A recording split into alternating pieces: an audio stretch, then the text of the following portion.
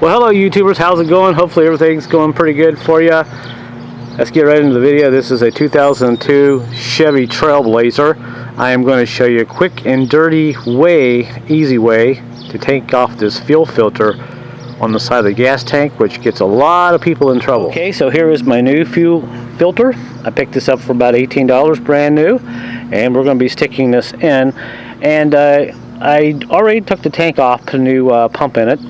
Fuel pump, and I thought, well, might as well go ahead and put the a new fuel filter on it. Because it's a good thing I did, because my old one is actually leaking right around here. So it's a good thing I caught that now. So let's go into the vehicle real quick.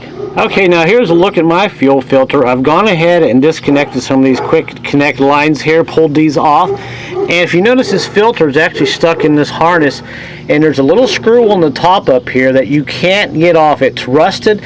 And a lot of times you just have to kind of look at that and wonder why they stuck a screw up there, not a little nut or a bolt where you can actually get something on.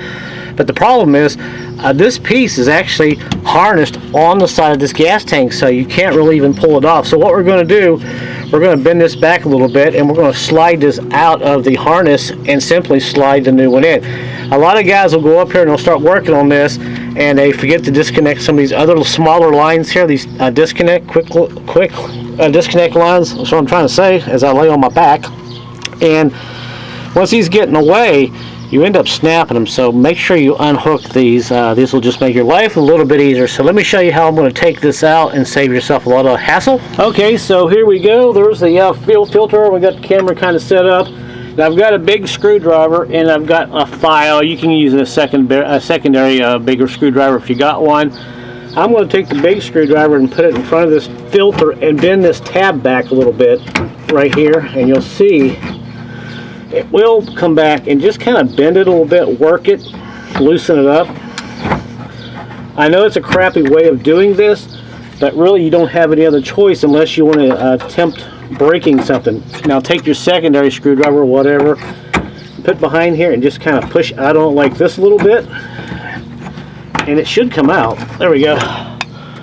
And we can simply pull our filter right out. How about that? Now you see right here, this bolt, little nut like thing, goes into this plastic harness, and this thing gets so rusted up you can't get it off. If you want to fix this right, you pretty much have to drop the tank down to get on top of this and work on it, because really, as you can see where my hand is, there's no room to work here, but this will work just as good. So let's get the new fuel filter. Okay, so here was our old one we took off. Now make a note, the line that goes into this filter is closer to the tank offset. Make sure you put it back in the same way, and the new one is the same way, just like that. Now I'm going to go ahead and pull these clips off right now, because I want to put these in the new lines together. You don't have to do this, but I just want to get them out of the way for now. Put them off to the side. Now, actually, my old ones are fine. I can reuse them, but you know, whatever. So now we're going to go ahead and put this in here. So we'll slide this back in like this, and let's kind of work it in. And make sure you don't grab these and bend them, because they will bend. If they bend, you end up with a leak. So I'm going to have to use both hands and push this in a little bit. And there it goes. And we'll bend this down just a little bit more, just to straighten it out. Alright, and we're just about in. And we'll get this on the side of it here. Push it in a little bit more. That's a crappy way. You have to wrestle around with it a little bit. And there we go. Alright, so it's in.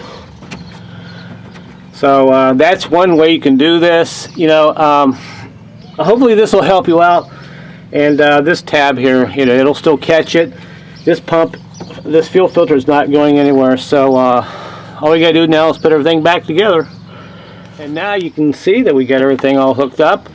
All we have to do is start the vehicle and check for leaks, and we are good to go. And as you can see, it's running, and we don't have any leaks, which is great. So that's what we want. Alright guys, so that's it. Thanks for watching, and if you like any of my videos, hey, say hi and give me a thumbs up, and until my next video, I'll see you guys then.